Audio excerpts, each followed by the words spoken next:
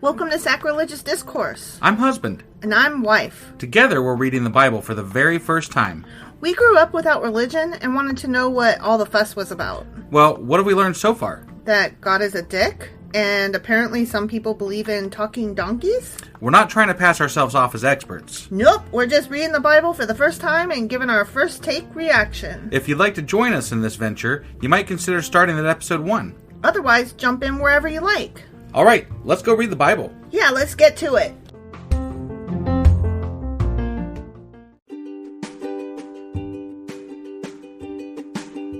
Hey wife, did you know that Anchor is sponsoring our show? Really? Don't we use Anchor to distribute our podcast on Spotify and Apple Podcasts? Yeah, and we are on just about every other platform available as well, thanks to them. Why do we use Anchor as our podcasting service? Well, they make editing and distributing our show a breeze. What if one of our listeners wants to start their own podcast? Then they should head over to anchor.fm or download the app to get started. Awesome! You guys should go do that right now! Husband! Wife! Do you remember what happened yesterday? Well, I thought they were going to make the Jordan River, part away for an axe head, but then it just fucking floated. It just fucking floated. So then there was that. And then there was these ladies that were eating their sons. No, only one lady, but they wanted to eat the other son, and then they couldn't, so they weren't happy. You're saying it wrong. No. One lady wanted to eat her son. It did eat her son. No. Start over. Okay, so there's these two ladies. Yeah, two ladies. And they make a plan. We'll kill one son tonight and eat him, and then we'll kill the other son tomorrow and eat him. Right. And so they killed the one son that night and ate him. And then the next night, one of the lady of the second son was like, just kidding. Right. I don't want to. Asshole move. Yeah. And so the one that had killed her son was like, that's not fair. You have to kill your son too. Right. And then we found out that inflation on dove poop is a bitch. And the king wants to kill Elisha because, there's, famine. People, they're eating bird shit and people. So he likes eating his people.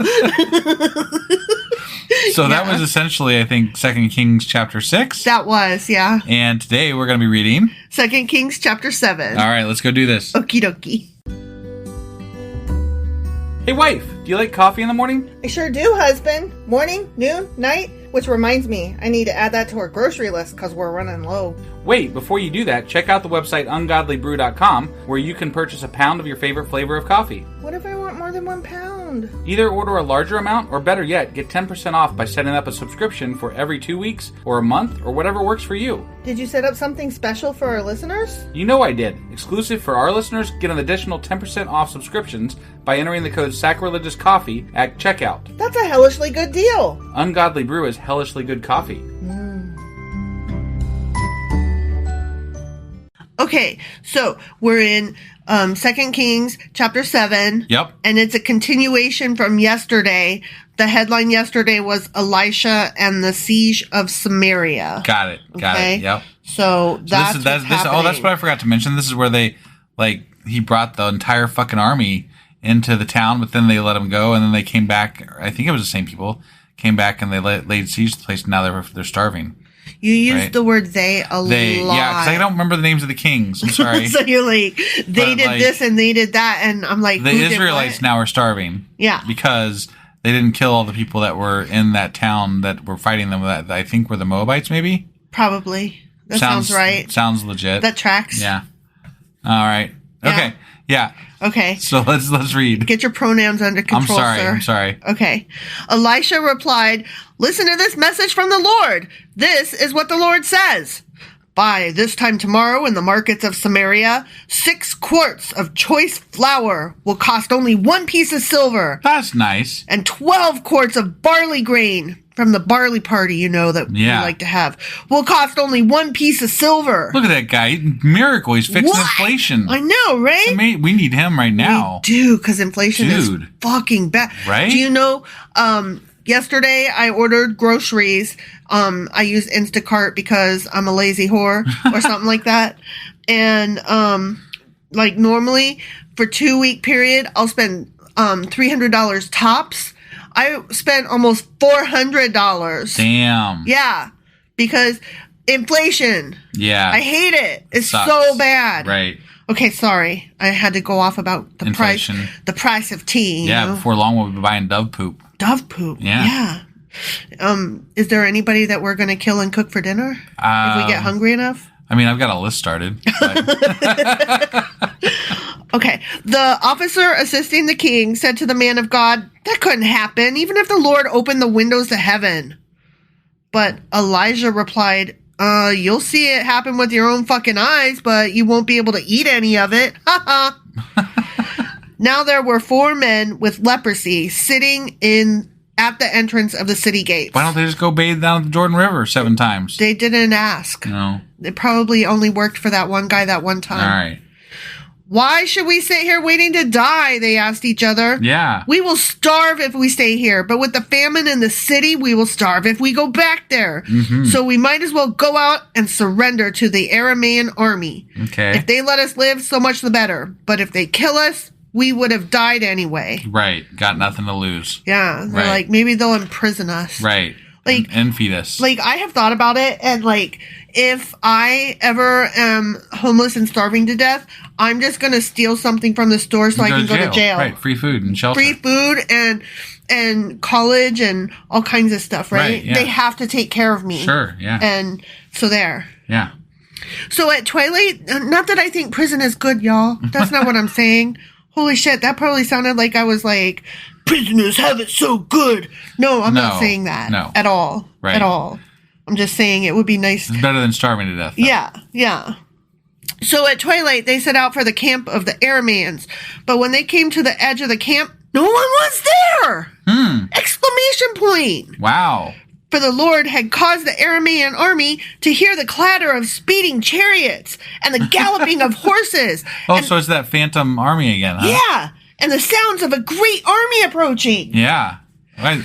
God's loving those magical armies here lately. I know, right? Yeah, or Elisha is anyway. The king of Israel has hired the Hittites and Egyptians to attack us. Only we can't see him. We can only hear him. They cried to one another. I guess. Right? Yeah. So they panicked. Of course they I did. mean, yeah. And ran into the night, abandoning their tents, horses, donkeys, and everything else Damn. as they fled for their lives. Wow.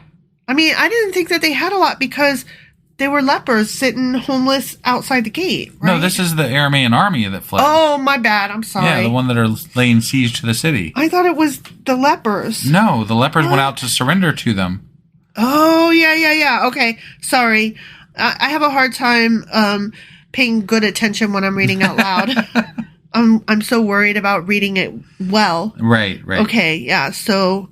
All right. So, yeah, the Aramean army abandoned everything and ran away. Right. When the lepers arrived at the edge of the camp, they went into one tent after another, eating and drinking wine, and they carried off silver and gold and clothing and hid it. Wow. Damn! That's amazing. This may not go over well, though. No. Yeah. Finally, they said to each other, this isn't right. This is a day of good news, and we aren't sharing it with anyone. Right. If we wait until morning, some calamity will certainly fall upon us. And then all that shit would be hidden. Right. Oh my gosh. Yeah, who would know where it's at? Right? Right. Come on. Let's go back and tell the people at the palace. Yeah. Oh, that's nice. Mm-hmm.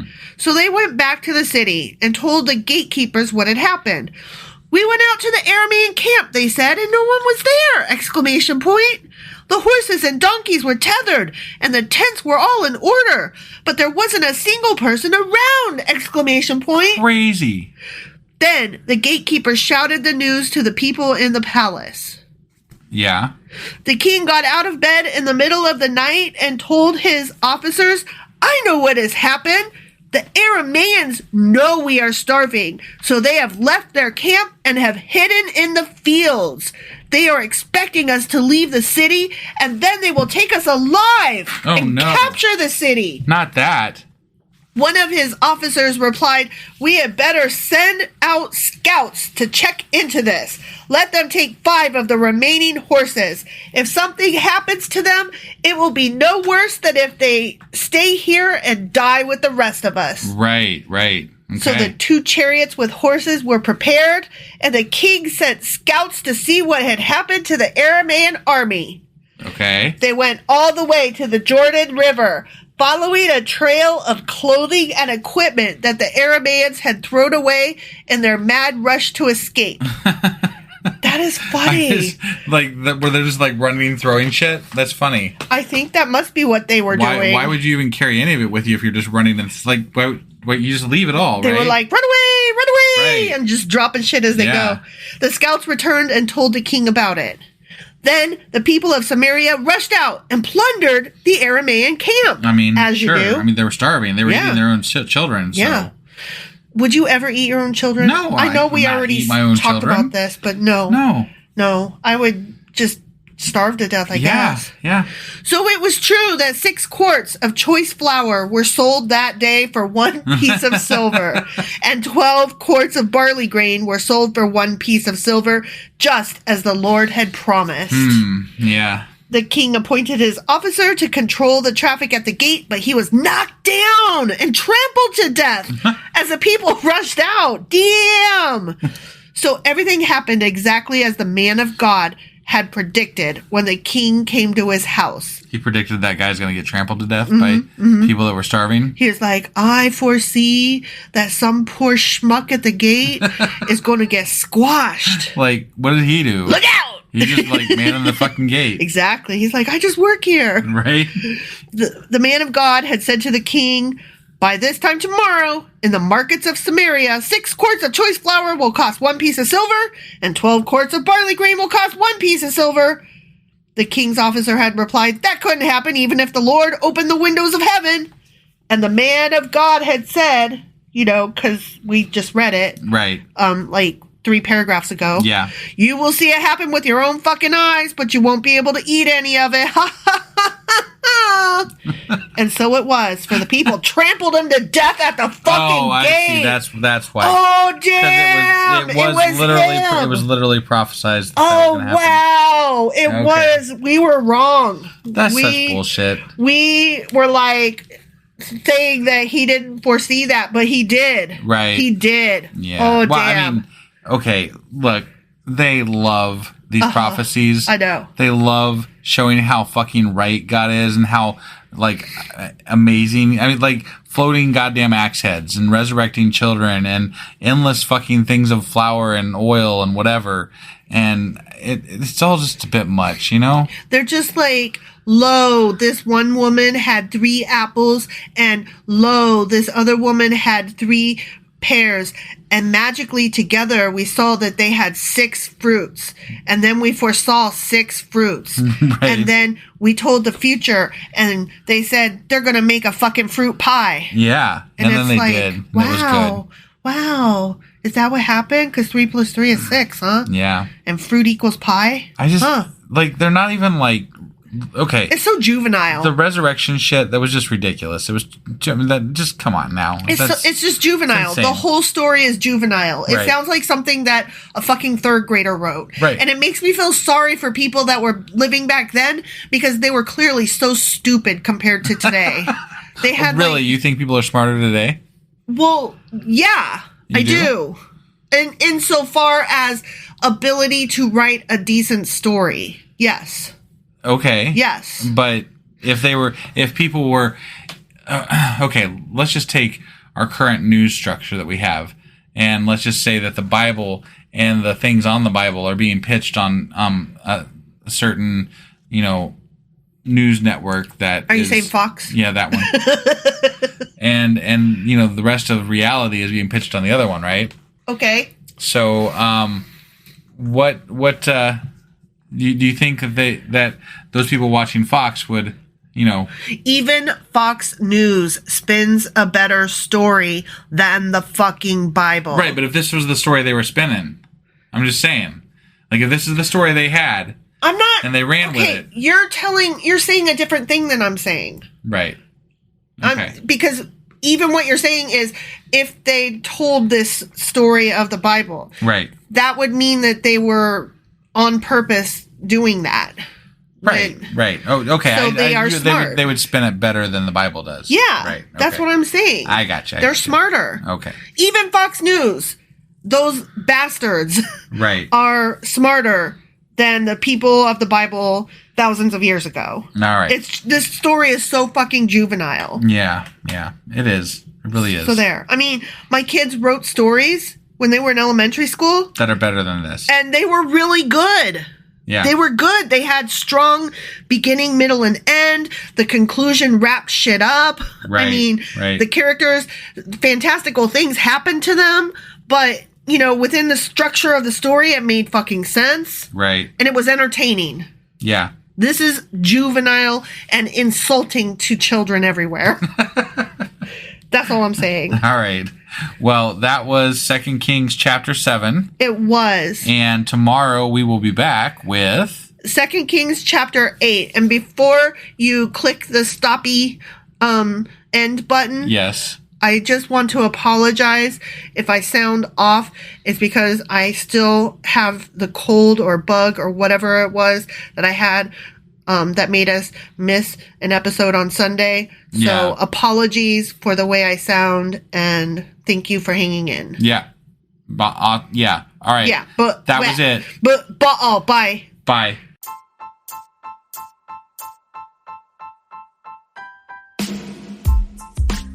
Hey, wife, I guess that's the end? But husband, that's just sad. It doesn't have to be. We are on lots of social media platforms like Twitter. Our handle there is sacrilegious_D. For D's nuts. Oh my god. Stop doing that. Anyway, we're also on Facebook, Instagram, and Pinterest. There's a link to all of our social media sites at our website. Ooh, we have a website? Yeah, it's sacrilegiousdiscourse.com, where you can also find a link to our merch shop.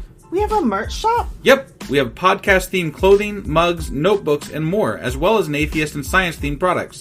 Wow, our fans should really go check that out right now. Definitely. They can get in touch with us by sending an email to sacrilegiousdiscourse@gmail.com. But before they do that, we could really use some help. Oh yeah? With what? Well, it's not free running the podcast, and we need some financial support in order to get better equipment, which will free up time so we can concentrate on our podcast and our fans. Okay, so what should they do? Head over to patreon.com/sacrilegiousdiscourse and sign up as a contributor on our podcast. Supporters there receive additional bi-weekly episodes that we record just for our Patreon members for as little as $2 a month. Also, we'd really appreciate it if you would like and subscribe on whatever platform you're using. And Apple Podcast reviews help us out tremendously. Like and subscribe. Leave an Apple review. Join us on Twitter. Support us on Patreon. That's a lot of instructions. Don't forget to say thanks. Thanks. Okay, bye.